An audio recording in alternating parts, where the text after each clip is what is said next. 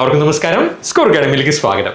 അപ്പോൾ എല്ലാവരും KCB electricity വർക്കറിനായിട്ടുള്ള നിങ്ങളുടെ തയ്യാറെടുപ്പ് ഏറ്റവും മികച്ച രീതിയിൽ തന്നെ മുന്നോട്ട് കൊണ്ടുപോകണമെന്ന് ഞാൻ വിചാരിക്കുന്നു.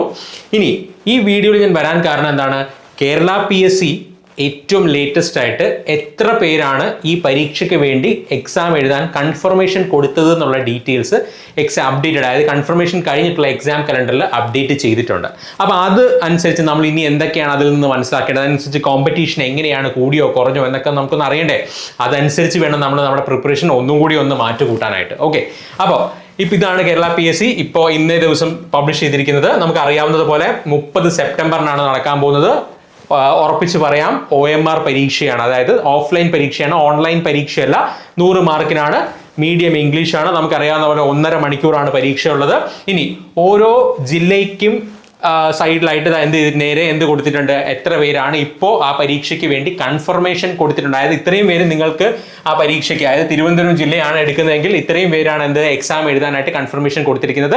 നമ്മുടെ ടെലഗ്രാം ചാനലിൽ ഈ ഡോക്യുമെന്റ് മൊത്തമായി തന്നെ അപ്ലോഡ് ചെയ്തിട്ടുണ്ട്, നിങ്ങൾക്ക് എടുത്ത് നോക്കാം. ഞാൻ ഡീറ്റെയിൽസ് പറയുന്നുണ്ടാവും. ഓരോ ജില്ലാ അടിസ്ഥാനത്തിൽ എത്ര പേരാണ് ഈ പരീക്ഷ എഴുതാൻ പോകുന്നത് എന്നുള്ളതിനെ കുറിച്ച് ഏറെക്കുറെ നമുക്കൊരു ഐഡിയ കിട്ടിയിട്ടുണ്ട്. അപ്പോൾ കഴിഞ്ഞ തവണ നമ്മൾ എന്താണ് ഈ എക്സാം ഡേറ്റ് വന്നപ്പോൾ എത്ര പേര് അപ്ലൈ ചെയ്തു എന്ന് പറഞ്ഞിട്ടുണ്ടായിരുന്നു അല്ലെ. ഏകദേശം 29,000 പേരായിരുന്നു അപ്ലൈ ചെയ്യുന്നത്. അതിൽ നിന്ന് ഏകദേശം ഒരു 4,000-ഓളം, ഏകദേശം 5,000-ഓളം ആൾക്കാർ എന്ത് ചെയ്തിട്ടുണ്ട്, കൺഫർമേഷൻ കൊടുത്തിട്ടില്ല. അതായത് 24,000-ഓളം പേരാണ് എന്ത് ഇത്തവണ ഈ എക്സാം എഴുതുമെന്ന് പറഞ്ഞ് PSCക്ക് കൺഫർമേഷൻ കൊടുത്തിരിക്കുന്നത്. ഇനി അത് ഓരോ ജില്ലാ അടിസ്ഥാനത്തിൽ എത്രയാണെന്നുള്ളത് നമുക്ക് നോക്കാം. ഇവിടെ ഞാൻ നേരത്തെ കാണിച്ചിട്ടുണ്ട്. ഓരോ ജില്ലാ അടിസ്ഥാനത്തിൽ ഇതിപ്പോ തിരുവനന്തപുരം മുതൽ കാസർഗോഡ് വരെയുള്ളത് 2 ഇതായിട്ട് ഞാൻ ഇവിടെ കാണിച്ചിട്ടുണ്ട്. ഇതേ ഡോക്യുമെന്റ് നമ്മുടെ ടെലഗ്രാം ചാനലിൽ അവൈലബിൾ ആണ്, നിങ്ങൾക്ക് നോക്കാം. ഇതിന്റെ ഒരു കൺസോൾട്ടേഷൻ ഞാൻ ഇവിടെ ചെയ്തിട്ടുണ്ട്, നോക്കുക. എറണാകുളം ടു പത്തനംതിട്ട വേക്കൻസി ഉള്ളതിനനുസരിച്ച് ഞാൻ ഇവിടെ ചെയ്തിട്ടുണ്ട്. വേക്കൻസി 985 വേക്കൻസി തന്നെയാണ്. അതിനനുസരിച്ച് ഇപ്പോൾ അത് ഓരോ ജില്ലയിലും എത്ര പേരാണ് കൺഫർമേഷൻ കൊടുത്തിരിക്കുന്നത് ഞാൻ കൊടുത്തിട്ടുണ്ട്. അങ്ങനെ ആകെ മൊത്തം 24,917 പേരാണ് എന്ത് ചെയ്തിരിക്കുന്നത്, കൺഫർമേഷൻ എക്സാം എഴുതുമെന്ന് പറഞ്ഞ് കൺഫേം ചെയ്തിരിക്കുന്നത്. അപ്പോൾ ഇതാണ് നിങ്ങൾ എന്ത് ചെയ്യുന്നത് ഒന്ന് മനസ്സിലാക്കുക. അപ്പോൾ നിങ്ങൾ ഏത് ജില്ലയിലാണോ അപ്ലൈ ചെയ്തിരിക്കുന്നത് അതിന് നേരെ എത്ര പേരാണ് അപ്ലൈ ചെയ്തിട്ടുള്ളത് നിങ്ങൾക്ക് ഏറെക്കുറെ മനസ്സിലാവും. അതിനനുസരിച്ച് എത്ര വേക്കൻസി ഉണ്ടെന്ന് നിങ്ങൾക്ക് അറിയാം. അതിനനുസരിച്ച് ഒരു വേക്കൻസിക്ക് വേണ്ടി എത്ര പേരാണ് മത്സരിക്കുന്നതെന്ന് നിങ്ങൾക്ക് ഡയറക്റ്റ്ലി ഒന്ന് ഡിവൈഡ് ചെയ്തൊന്ന് ഹരിച്ച് നോക്കിക്കഴിഞ്ഞാൽ കിട്ടും. പക്ഷേ ഇതല്ല ഞാൻ പറയാൻ പോകുന്നത്. ഞാൻ കഴിഞ്ഞ തവണയും പറഞ്ഞു, ഇതല്ല നമ്മുടെ കോമ്പറ്റീഷൻ എന്ന് പറയുന്നത് അല്ലേ. ഇതിൽ സീരിയസ് ആയിട്ട് എഴുതുന്ന എത്ര പേരുണ്ടാകും, അതുപോലെ തന്നെ എക്സാം കാര്യമായിട്ട് പഠിച്ച് ഇത് ജോലി വേണം എന്ന് പറഞ്ഞ് എഴുതുന്ന എത്ര പേരുണ്ടാകും, അതാണ് നമ്മുടെ റിയൽ കോമ്പറ്റീഷൻ. അപ്പോൾ അത് നിങ്ങൾ മനസ്സിലാക്കുക. അത് നമുക്ക് തരുന്നത് ഒരു കോൺഫിഡൻസ് ആണ്, അറ്റ് ദ സെയിം ടൈം നമുക്ക് യഥാർത്ഥ ഒരു കോമ്പറ്റീഷൻ ലെവലും മനസ്സിലാക്കും. ഞാൻ അതും കൂടി ഡീറ്റെയിൽ ആയിട്ട് പറയാം. നോക്കാം. അപ്പോൾ നമ്മുടെ കയ്യിൽ ഇനി ഈ പരീക്ഷയ്ക്ക് വേണ്ടി പഠിക്കാനുള്ളത് ഏകദേശം 75ഓളം ദിവസമാണ്. 75 ദിവസവും പ്ലസ് 1-2 ദിവസമാണ്. ഞാൻ അത് കൂട്ടുന്നില്ല. കഴിഞ്ഞ വീഡിയോയിൽ ഞാൻ 90 ദിവസത്തെ പ്ലാനാണ് പറഞ്ഞത് അല്ലേ. അപ്പോൾ 75 ദിവസം ഇനിയും നമ്മുടെ കയ്യിലുണ്ട്. അപ്പോൾ ഈ 75 ദിവസം നിങ്ങൾ പഠിക്കുന്നത് ഏത് കോമ്പറ്റീഷൻ ലെവലിലാണെന്നും കൂടി നിങ്ങളൊന്ന് മനസ്സിലാക്കുക. ഇത്രയും പേരാണ് അപ്ലൈ ചെയ്യുന്നത്, എന്നാലും ജില്ലാ അടിസ്ഥാനത്തിൽ എത്ര പേരുണ്ടെന്നും കൂടി നിങ്ങളൊന്ന് മനസ്സിലാക്കി വെക്കുക. ഇനി ഡീറ്റെയിൽസ് ഞാനൊന്നും കൂടെ പറയാം. നമ്മുടെ ഇനിയുള്ളത് 75 ദിവസമാണ്. കോമ്പറ്റീഷൻ ലെവൽ കഴിഞ്ഞ തവണ ഞാൻ 15 അല്ലെങ്കിൽ 18 പേരിൽ ഒരാളെന്ന് പറഞ്ഞു. ഞാൻ ആവറേജ് എടുത്താണ് പറഞ്ഞത്. അതിന്റെ കാൽക്കുലേഷൻ ഞാൻ പറയുന്നില്ല. നിങ്ങൾ എങ്ങനെ എടുത്ത് നോക്കിയാലും നിങ്ങൾക്ക് ഏറെക്കുറെ കിട്ടും. കാരണം ഇത് ഓരോ ജില്ലാ അടിസ്ഥാനത്തിലുള്ള കോമ്പറ്റീഷൻ, അല്ലെങ്കിൽ ഒരു വേക്കൻസിക്ക് വേണ്ടി എത്ര പേര് മത്സരിക്കുന്നതാണ് ഞാൻ ഇവിടെ എഴുതിയിരിക്കുന്നത്. ഇനി നമുക്ക് ഒരു ആവറേജ് എടുത്ത് നോക്കിക്കഴിഞ്ഞാൽ 1:10 അല്ലെങ്കിൽ 1:12 കിട്ടും. ഇതിന്റെ ഡയറക്റ്റ് ആയിട്ട് എടുക്കുകയാണെങ്കിൽ നിങ്ങൾക്ക് ഏറെക്കുറെ അത്രയായിരിക്കും കിട്ടുക. ആവറേജ് ഞാൻ നേരത്തെ പറഞ്ഞത് വീണ്ടും ഞാൻ കുറച്ചാണ് ഇട്ടിരിക്കുന്നത്. കാരണം ഇതിൽ തന്നെ ഒരു 70% ഒക്കെ നമ്മൾ എടുത്താൽ മതി. അത്ര പേരെ ഇതിന് വേണ്ടി സീരിയസ് ആയിട്ട് പ്രിപ്പയർ ചെയ്യുന്നുണ്ടാവുള്ളൂ. ഇനി ഒരു കാര്യം കൂടി ഞാൻ ഇട്ടിട്ടുണ്ട്. ഏറ്റവും നിങ്ങൾക്ക് പോസിറ്റീവായിട്ട് ചിന്തിക്കാനായിട്ട് ഒരു കാര്യം കൂടെ ആലോചിക്കുക. ഇപ്പോൾ ഉള്ള വേക്കൻസീസ് ഓരോ ജില്ലയിലും അതിന്റെ ഇരട്ടി വേക്കൻസീസ് ആണെന്ന് വിചാരിക്കുക. ഐഡിയൽ കേസാണ്, അങ്ങനെയല്ല വരാൻ പോകുന്നത്, ബട്ട് അങ്ങനെയാണെന്ന് വിചാരിക്കുക. ഇനി ഈ അപ്ലൈ ചെയ്തിരിക്കുന്നത് തന്നെ ഇത്രയും പേരിൽ പകുതി പേരെ സീരിയസ് ആയിട്ട് പ്രിപ്പയർ ചെയ്യുന്നുള്ളൂ അല്ലെങ്കിൽ എക്സാം എഴുതുന്നുള്ളൂ എന്ന് വിചാരിക്കുക. എന്നാൽ പോലും എന്താണ്, ഒരു പോസ്റ്റിന് വേണ്ടി ഏകദേശം 7 പേര് എന്ത് ചെയ്യുന്നുണ്ട്, മത്സരിക്കുന്നുണ്ട്. അപ്പം നിങ്ങൾ മനസ്സിലാക്കുക, 7 പേര് ഒരാളെ എടുക്കുള്ളൂ. അത് ഞാൻ പറഞ്ഞത് എന്താണ്, ഏറ്റവും ഐഡിയൽ കേസ്. അതായത് വേക്കൻസീസ് ഡബിൾ ആവുകയാണ്, ഓരോ ജില്ലാടിസ്ഥാനത്തുള്ള വേക്കൻസി ഡബിൾ ആവുകയാണ്. അതുപോലെ തന്നെ ഇത്രയും പേര് അപ്ലൈ ചെയ്തതിൽ പകുതി പേരെ എന്ത് ചെയ്യുന്നുള്ളൂ, സീരിയസ് ആയിട്ട് പരീക്ഷ എഴുതുന്നുള്ളൂ.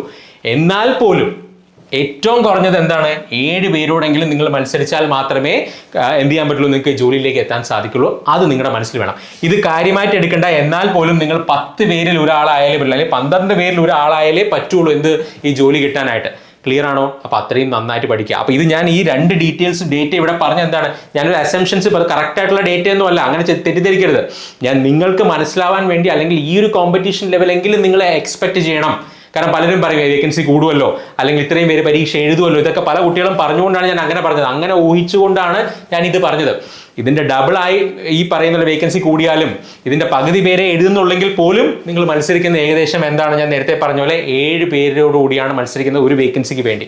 അത് നിങ്ങളുടെ മനസ്സിലുണ്ടാവും. അപ്പോൾ ഇത് നിങ്ങൾക്ക് തരേണ്ടത് ഒരു കോൺഫിഡൻസ് ആണ്, പക്ഷേ കോമ്പറ്റീഷനെ നിസ്സാരമായി കാണുന്നത്. ഞാൻ കഴിഞ്ഞ തവണ പറഞ്ഞ അതേ കാര്യം തന്നെയാണ്.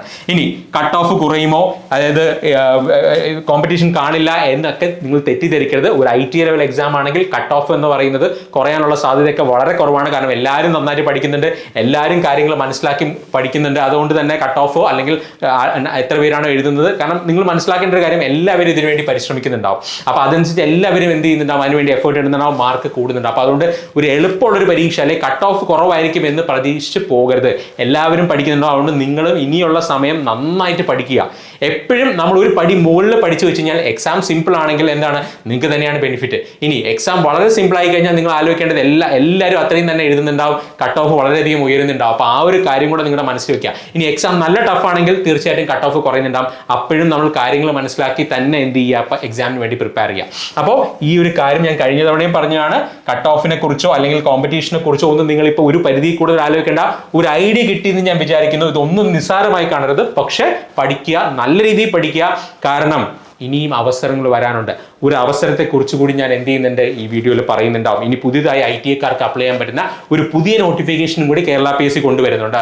അതും കൂടി ഒന്ന് നോട്ട് ചെയ്യുക. ഓക്കെ, ഇനി എങ്ങനെ പഠിക്കണം എന്നുള്ളത് ഞാൻ കഴിഞ്ഞ തവണ പറഞ്ഞാണ്. നമുക്ക് അറിയാവുന്ന ഒരു സിലബസ് 10 മോഡ്യൂൾ ഉണ്ട്.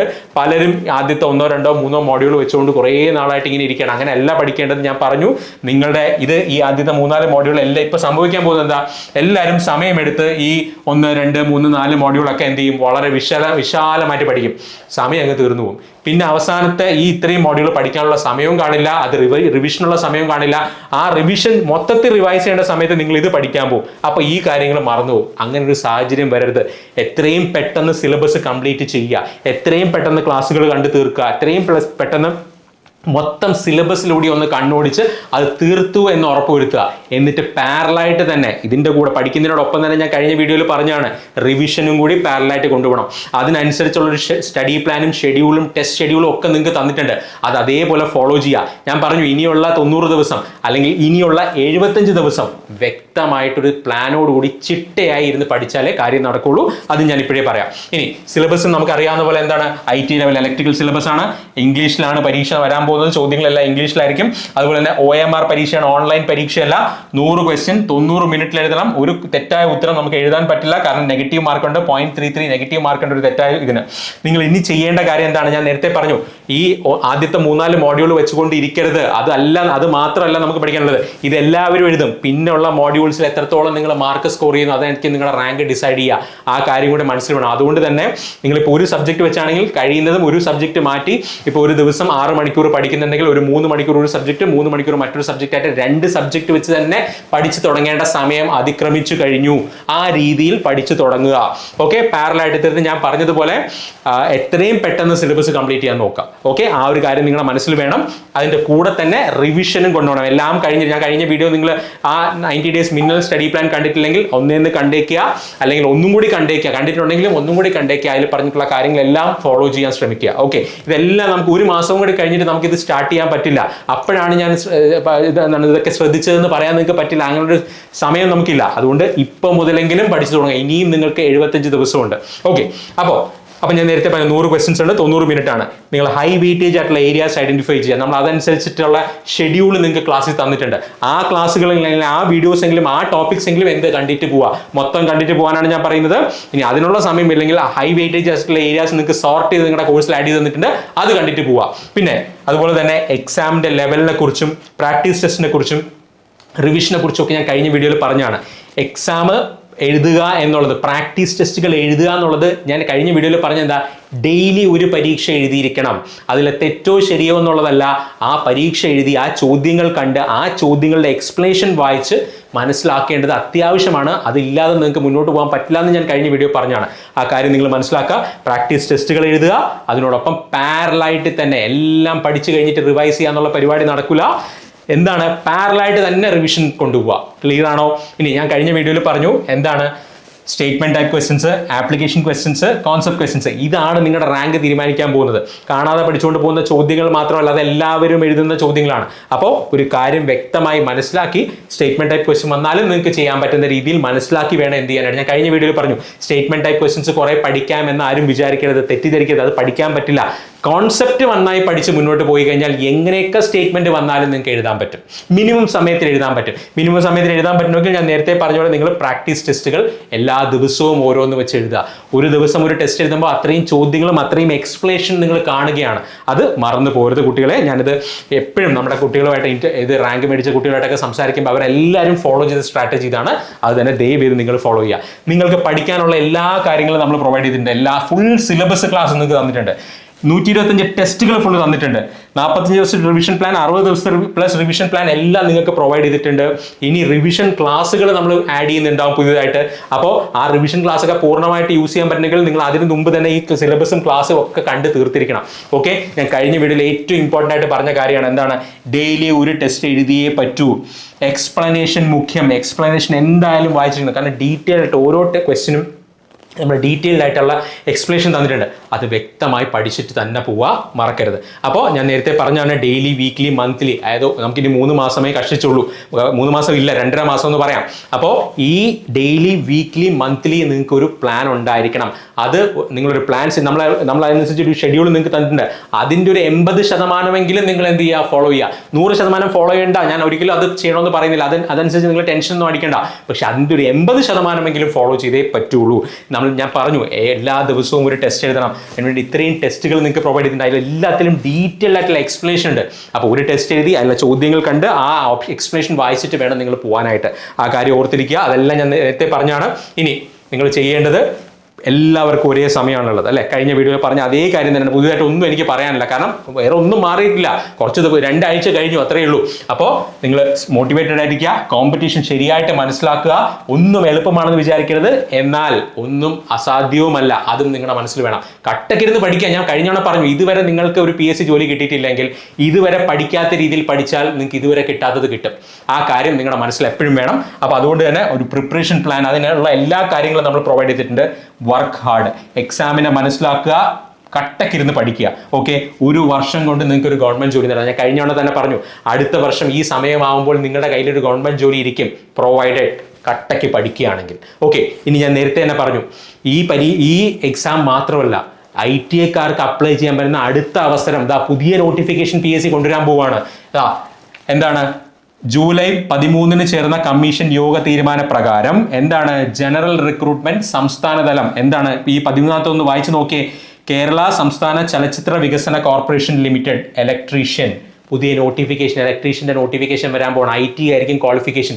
ഇതിപ്പോൾ പഠിച്ച് തീർത്ത് കഴിഞ്ഞാൽ, ഈ വർക്കറുടെ പരീക്ഷയ്ക്ക് പഠിച്ചാൽ ഇനി വരാൻ പോകുന്ന എല്ലാ ITA പരീക്ഷകൾക്കും ഇത് ഇലക്ട്രീഷ്യൻ പോസ്റ്റാണ്. വർക്കറിനേക്കാൾ ഉയർന്ന തസ്തികയാണ്. അതുകൊണ്ട് സാലറിയും കൂടുതലായിരിക്കും. അതുകൊണ്ട് തന്നെ നിങ്ങൾ നന്നായിട്ട് പഠിക്കുകയാണെങ്കിൽ, ഇപ്പോൾ ഒരു കട്ടയ്ക്കൊരു പഠിത്തം പഠിച്ചു കഴിഞ്ഞാൽ വരാൻ പോകുന്ന IT ലെവൽ എക്സാം എല്ലാം നിങ്ങളുടെ കയ്യിലിരിക്കും. ആ ഒരു കാര്യം മറക്കരുത്. ഞാൻ ഈ പറഞ്ഞ സ്ട്രാറ്റജീസ് എല്ലാം അതേപോലെ ഫോളോ ചെയ്യുക. നമ്മുടെ ഒരുപാട് കുട്ടികൾ ഈ എക്സാംസിന് IT ലെവൽ ആയിക്കോട്ടെ, ഡിപ്ലോമ ലെവൽ ആയിക്കോട്ടെ, ഡിഗ്രി ലെവൽ ആയിക്കോട്ടെ, അസിസ്റ്റന്റ് പ്രൊഫസർ എക്സാം ആയിക്കോട്ടെ, എല്ലാത്തിനും ടോപ്പിൽ വന്ന കുട്ടികളെല്ലാം ഫോളോ ചെയ്ത സ്ട്രാറ്റജിയാണ് ഞാൻ നിങ്ങളുമായിട്ട് ഷെയർ ചെയ്യുന്നത്. ഇതൊന്നും ഞാൻ പുതുതായിട്ട് പറഞ്ഞ കാര്യങ്ങളല്ല. അപ്പോൾ നന്നായിട്ട് പണിയെടുക്കുക. ഈ സ്ട്രാറ്റജിയോടുകൂടി തന്നെ പോവുക. നല്ല രീതിയിൽ എക്സാംസ്, ക്വസ്റ്റ്യൻസ് പ്രാക്ടീസ് ചെയ്ത് റിവിഷൻ നടത്തുക. ഇത്രേ എനിക്ക് പറയാനുള്ളൂ.